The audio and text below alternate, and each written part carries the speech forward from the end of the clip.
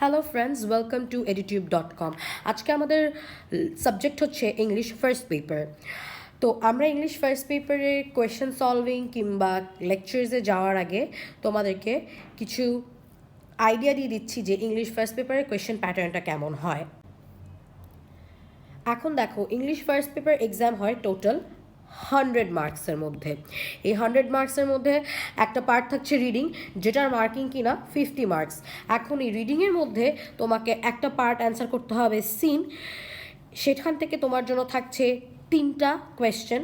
Scene পার্টে তোমাকে একটা কম্প্রিহেনশন দিয়ে দিবে, সেই কম্প্রিহেনশনটা পড়ে তোমাকে অ্যান্সার করতে হবে এমসিকিউ, যেটার কিনা মার্ক হচ্ছে 7।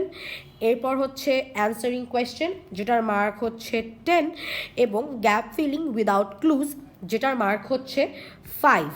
এই হলো তোমার রিডিং পার্টের সিন কম্প্রিহেনশন। এরপরে তোমার জন্য থাকছে আনসিন পার্ট।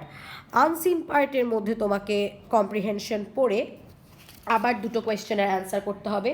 এই দুটো কোয়েশ্চেনের মধ্যে একটা হচ্ছে ইনফরমেশন ট্রান্সফার। এই ইনফরমেশন ট্রান্সফারে তোমার মার্কিং হচ্ছে 5, এবং সেকেন্ডটি হচ্ছে সামারি। সামারির জন্য রয়েছে 10 মার্কস। তাহলে এটা হচ্ছে তোমার সিন এবং আনসিন পার্ট। কিন্তু এখানেই রিডিং পার্টের 50 মার্কস শেষ নয়। এখানে রিডিং পার্টে তোমার জন্য আরও দুটি কোয়েশ্চেন থাকছে। সেই দুটি কোয়েশ্চেন হচ্ছে ম্যাচিংয়ে থাকছে তোমার জন্য 5 মার্কস এবং রিঅ্যারেঞ্জিংয়ে থাকছে 8 মার্কস। তাহলে এই হচ্ছে টোটাল রিডিংয়ের 50। এখন আমরা চলে যাই রাইটিংয়ে কী কী আছে সেটা দেখার জন্য।